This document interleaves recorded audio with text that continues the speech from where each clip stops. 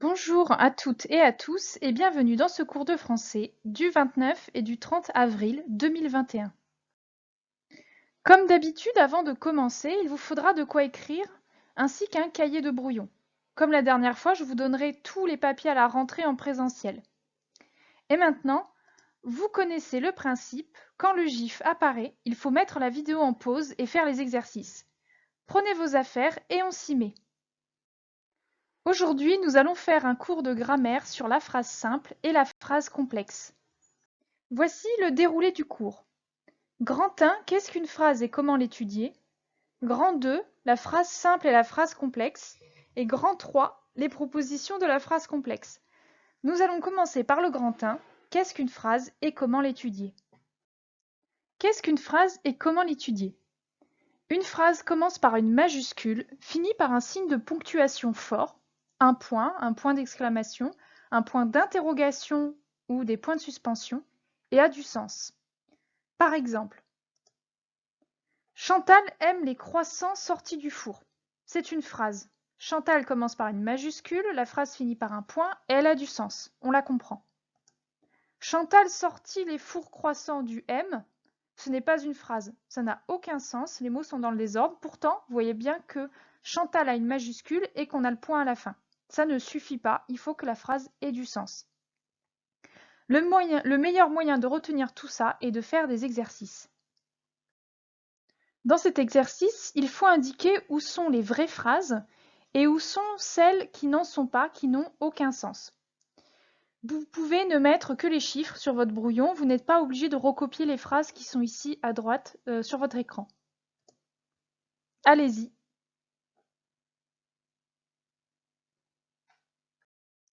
Vous avez tout fini, point d'interrogation, et bien une phrase. Ça marche, ça commence par une majuscule, ça finit donc par une ponctuation forte, le point d'interrogation, et ça a du sens. Même si effectivement le verbe n'est pas dans le bon sens pour poser une question, c'est avez-vous tout fini, logiquement, ça marche. Paul chantera demain hier. Ça commence par une majuscule, ça finit par un point, mais ça n'a pas de sens puisque vous avez à la fois demain et hier en même temps. Ça ne veut rien dire. Donc ce n'est pas une phrase. La lune tournait autour de la Terre. Ça commence par une majuscule, ça finit par un point, mais là non plus ça ne marche pas, vous n'avez pas de verbe conjugué. Tourner n'est pas conjugué, il est laissé à l'infinitif. Vous remplacez ça par un verbe du troisième groupe, comme vous faites d'habitude. La lune prendre autour de la Terre, et vous comprenez bien que la phrase n'a pas de sens. 4. Je crois que tu as raison. Ça marche, c'est une phrase. On commence par une majuscule et on finit par un point. Et on comprend ce qu'elle veut dire. Maintenant qu'on a reconnu une phrase, on va voir comment il faut l'étudier. Pour savoir si une phrase est simple ou complexe, il faut toujours commencer par étudier le verbe conjugué. Attention, le verbe conjugué, d'accord, vous vous rappelez, c'est les temps qu'on a appris. Le présent, l'imparfait, le passé simple, le passé composé, le futur, le conditionnel présent, etc. C'est ça un verbe conjugué. L'infinitif et le participe passé, ça ne fonctionne pas. Exemple. Pourquoi n'irais-tu pas chez ta grand-mère? Le verbe ici, c'est irait, d'accord? Il vient du verbe aller. Il est à la deuxième personne du singulier, c'est tu irais. Et il est au conditionnel présent. On le reconnaît puisque on a le radical du futur, ir, et on a la terminaison de l'imparfait, AIS. Voilà. Sinon, si ça avait été du futur, c'est ira, d'accord? AS à la fin. Bon. Ensuite, autre exemple, nous sommes allés au ski et nous avons mangé des raclettes. Là, ici, nous avons deux verbes. Nous avons le verbe aller et le verbe manger. Ils sont tous les deux à la première personne du pluriel, c'est nous. Nous sommes allés et nous avons mangé. Et ils sont au passé composé. Je rappelle le passé composé, vous avez un auxiliaire. Pour aller, c'est l'auxiliaire être. Nous sommes, nous allons. Et pour manger, c'est l'auxiliaire avoir. Nous avons mangé. Sommes et avons sont au présent. L'auxiliaire est donc au présent. Et vous avez ensuite un participe passé. Aller et manger. Donc nous sommes au passé composé. C'est pour ça qu'il est important de savoir reconnaître ces verbes. Toujours pareil, nous allons maintenant faire des exercices pour voir si vous avez bien compris ce principe de rechercher le verbe conjugué. Le but de l'exercice est de trouver le ou les verbes conjugués dans chaque phrase. Comme on a vu précédemment, d'accord, il peut y avoir 1, 2, 3, voire plus de verbes par phrase. Donc vous mettez le numéro des questions, d'accord, vous recopiez seulement le ou les verbes que vous voyez, et comme j'ai fait dans l'exemple, vous indiquez l'infinitif du verbe, sa personne, première, deuxième, troisième, quatrième, première, deuxième, troisième, du singulier, première, deuxième, troisième, du pluriel, et vous indiquez le temps, d'accord? Présent, imparfait, passé simple, passé composé, futur, conditionnel, voilà, ce qu'on a vu ensemble. Vous êtes prêts? C'est parti.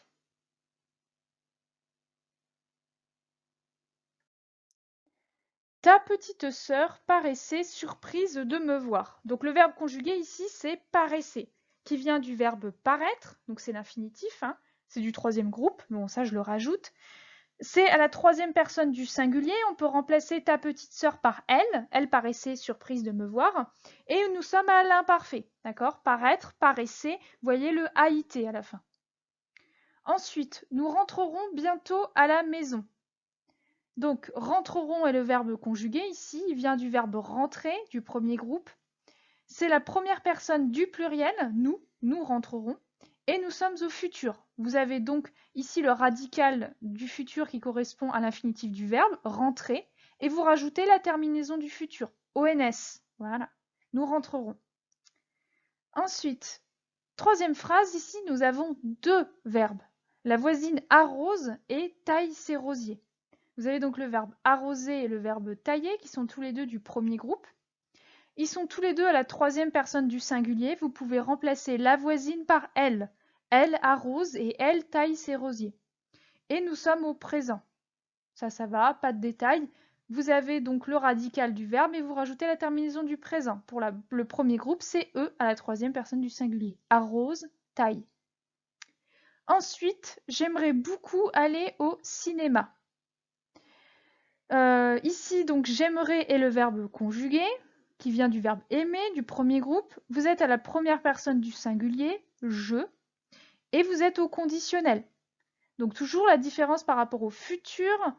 Enfin, le point commun plutôt, c'est que vous avez le radical du futur. Aimer, vous prenez donc le verbe du premier groupe, son infinitif aimer, et vous rajoutez la terminaison de l'imparfait, AIS. D'accord? Si ça avait été au futur, c'était AI. J'aimerais AI. Conditionnel, j'aimerais AIS. Nous avons donc vu ce qu'était une phrase. Nous allons pouvoir maintenant passer à la suite.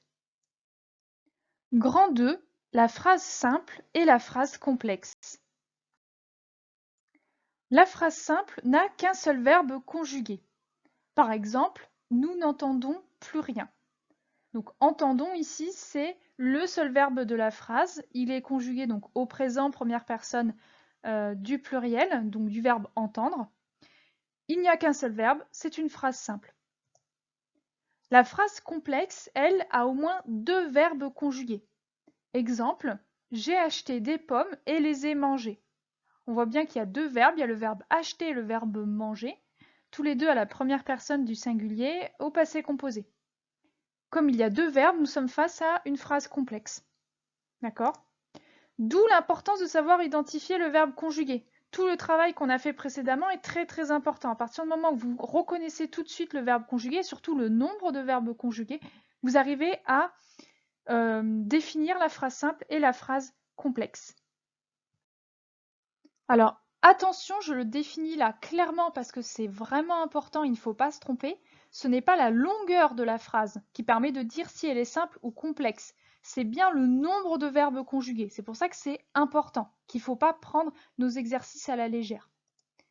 Exemple, ne laissez jamais votre valise et tous vos papiers importants sur le siège avant de la voiture. C'est une phrase extrêmement longue, mais vous voyez qu'il n'y a qu'un seul verbe conjugué. C'est laisser ici. D'accord? Donc, on est face à une phrase simple. Par contre, si tu l'aimes, dis-le lui, qui est une phrase beaucoup plus courte. Ici, c'est une phrase complexe. On a deux verbes conjugués, aimer et dire. Donc, nous allons voir si vous avez quand même bien compris cette différence entre phrase simple et phrase complexe par une série d'exercices. Dans cet exercice, vous devez indiquer pour chaque phrase si elle est simple ou complexe. Comme avant, vous pouvez seulement mettre le chiffre de chaque question et écrire phrase simple et phrase complexe juste à côté. Bon courage!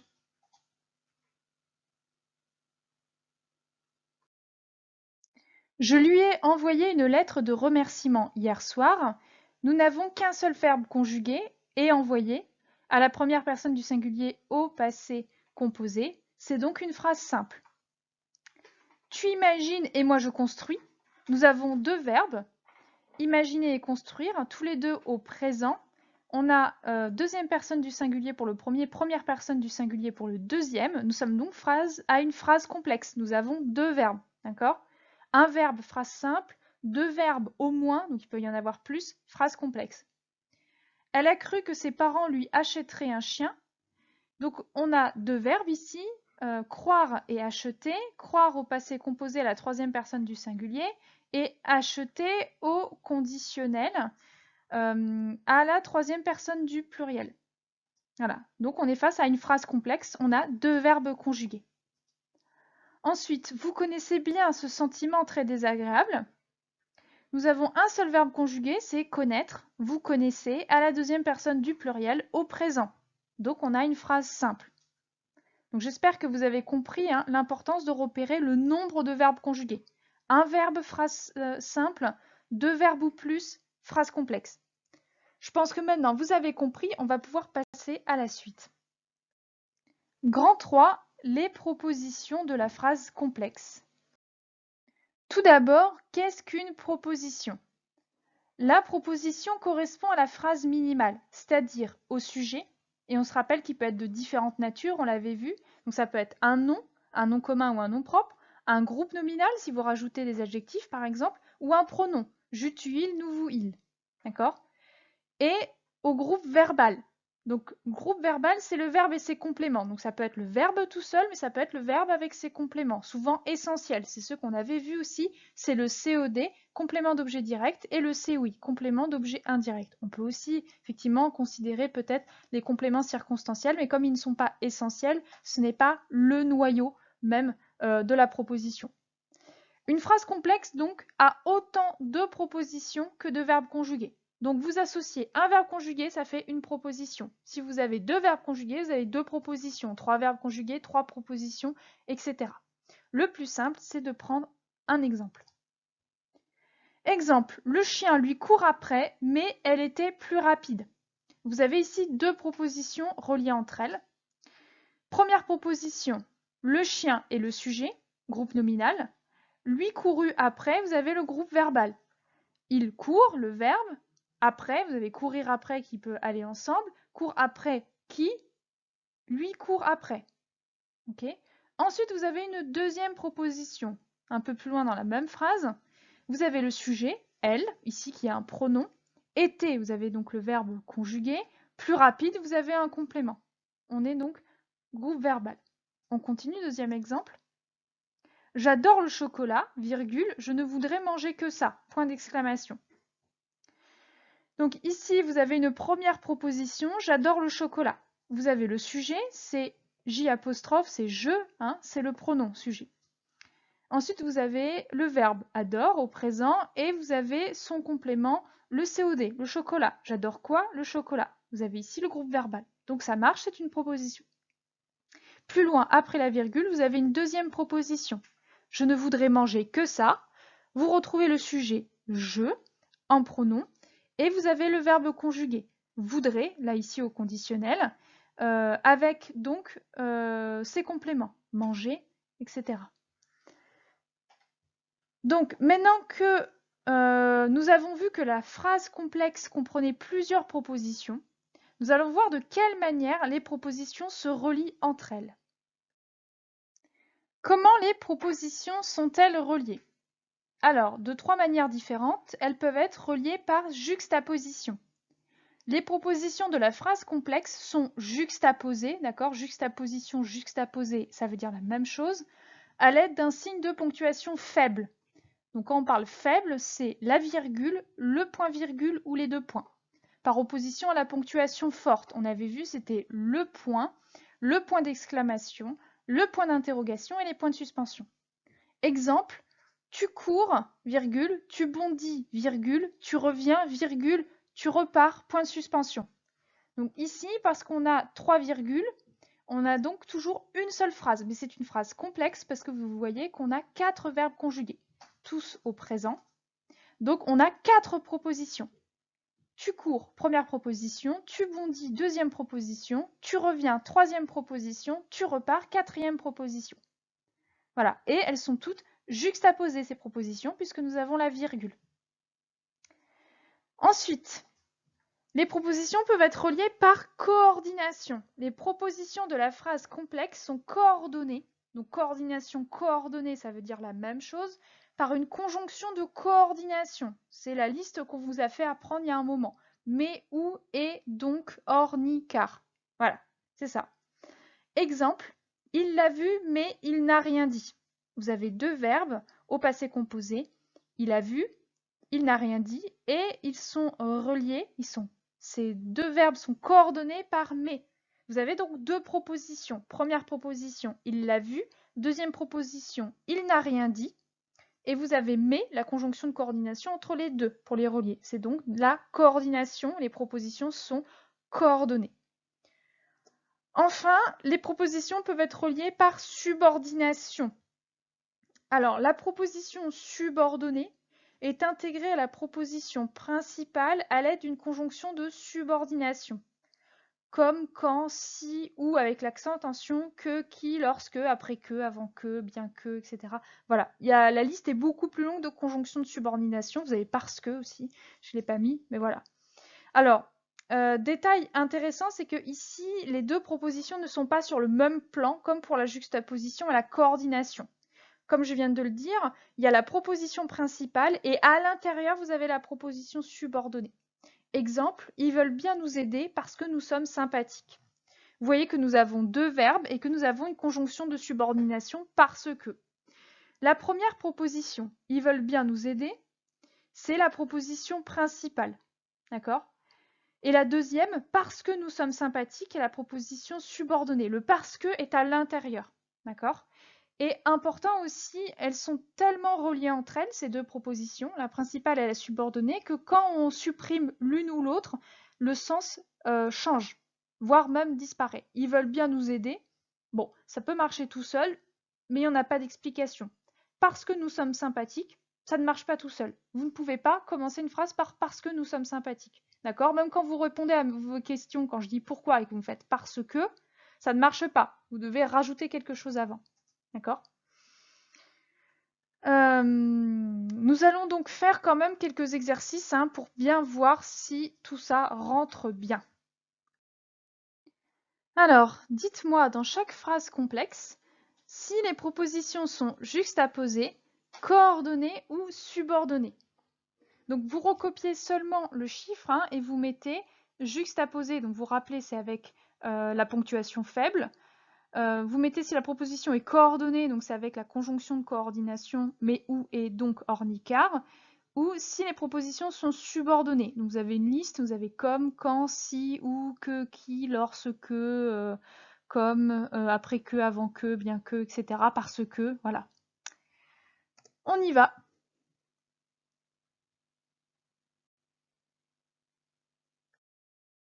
Nous pensions que vous nous inviteriez à dîner. Donc on est bien face à une phrase complexe puisque nous avons 2 verbes. Nous pensions et vous inviteriez. D'accord ? Il n'y a pas de virgule, de point-virgule ou de 2 points, donc ce n'est pas une juxtaposition. Nous n'avons pas non plus de conjonction de coordination, mais où est donc or ni car. Donc il ne nous reste plus que la subordonnée. Nous avons que. Que fonctionne, c'est une conjonction de subordination. Les propositions sont donc subordonnées. Nous pensions tout seul, ça ne marche pas. Que vous nous inviteriez à dîner, tout seul, ça ne marche pas. Nous sommes bien donc face à des propositions subordonnées. Je l'ai déjà rencontré, mais je ne le connais pas bien. Donc on a toujours 2 verbes conjugués, et rencontrer et je connais. Donc on est bien dans une phrase complexe. Ici, on n'a pas de virgule, pas de point-virgule, pas de 2 points, elles ne sont pas juxtaposées. Par contre, nous avons mais. Mais où est donc or ni car ? C'est une conjonction de coordination. Nous avons donc des propositions coordonnées qui sont sur le même plan. Elles peuvent très bien fonctionner toute seule, indépendamment. Je l'ai déjà rencontré, ça marche. Je ne le connais pas bien, ça marche. Tu as voulu faire le malin, tu es tombé, c'est bien fait pour toi. Donc ici, on remarque 2 virgules. Donc on a bien une juxtaposition, nous avons des propositions juxtaposées et nous avons 3 verbes conjugués. Tu as voulu, tu es tombé, c'est. Voilà, c'est bien fait. Donc nous avons 3 propositions ici qui sont juxtaposées donc avec des virgules. Et elles sont toutes sur le même plan, vous pouvez très bien les garder. Tu as voulu faire le malin, ça marche tout seul. Tu es tombé, ça marche tout seul. C'est bien fait pour toi, ça marche tout seul. Dernière phrase, quand elles étaient jeunes, elles sortaient tous les soirs en boîte. Donc, on a une virgule ici. Donc, non, ça ne marche pas parce que vous pouvez très bien mettre dans l'autre sens et vous voyez bien qu'il y a un mot devant, quand elles étaient jeunes. Vous ne pouvez pas supprimer. Quand elles étaient jeunes, ça ne marche pas tout seul. Elles sortaient tous les soirs en boîte. Là, par contre, ça marche un peu mieux. Vous pouvez mettre dans l'autre sens. Elles sortaient tous les soirs en boîte quand elles étaient jeunes. Là, vous voyez bien que la virgule n'est plus là, mais qu'il reste quand même le quand, qui est très important. C'est une conjonction de subordination. Donc, l'essentiel, c'est qu'on est ici face à des propositions subordonnées. Donc, ça y est, vous savez ce qu'est une phrase simple et comment est formée une phrase complexe. Donc voici la fiche synthèse que je vous distribuerai à la rentrée et qui contient tout ce que je viens de vous dire avec de nouveaux exemples. Je la mettrai aussi sur mon espace pédagogique, mais ce n'est pas la peine de l'imprimer, je vous la donnerai. En attendant, un petit récapitulatif à partir de ma fiche. Donc la phrase simple et la phrase complexe.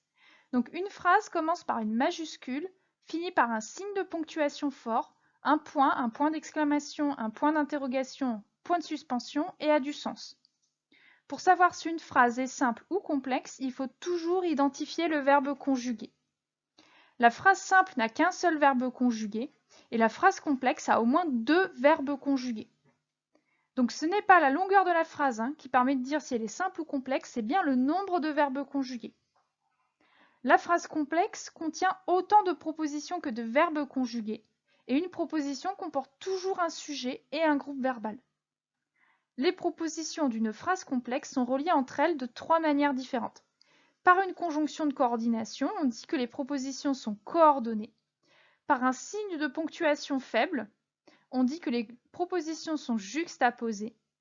Par une conjonction de subordination, on parle alors de propositions subordonnées dépendant de la proposition principale. Si on supprime une des propositions, la phrase devient incorrecte. Passons maintenant aux devoirs à faire pour la prochaine fois. Alors, pour la semaine prochaine, voici ce que j'aimerais que vous fassiez. Donc, j'aimerais que vous fassiez l'escape game que je vais vous mettre là sur Pronote afin de vous entraîner donc sur phrases simples et phrases complexes. J'aimerais aussi que vous fassiez le QCM Pronote que je vais vous faire exprès dessus pour voir si vous avez bien suivi mon cours. Il n'est pas noté, mais attention, il est quand même dans les travaux à faire. Donc, je l'indiquerai si ce n'est pas fait. Je fais un rappel par rapport à la vidéo précédente, c'est de mettre au propre l'association de chaque chapitre du roman de renard avec une fable, donc soit l'équivalent de 15 fables. D'accord ? Donc pour chaque chapitre, vous associez une fable, celle que vous pensez bien aller avec, et vous faites tout ça sur une feuille propre, s'il vous plaît, pas déchirée d'un cahier, avec la marge à gauche, d'accord ? Et votre nom, prénom, classe à gauche de la marge. Je vais ramasser l'exercice. Ensuite, autre rappel, vous mettez à jour votre cahier de français en recopiant tous les bilans. Donc ça correspond au bilan d'avant les vacances et au bilan de la vidéo précédente. Alors, attention au travail non fait, d'accord? Je vais le noter et il y aura des conséquences à la rentrée si vous ne m'en rendez absolument rien. Donc prévenez vos camarades. Si vous n'avez pas compris quelque chose dans mon cours ou pour les devoirs à faire, vous m'envoyez un mail via l'ENT. Il est temps de nous quitter, je vous souhaite bon courage et à bientôt en classe.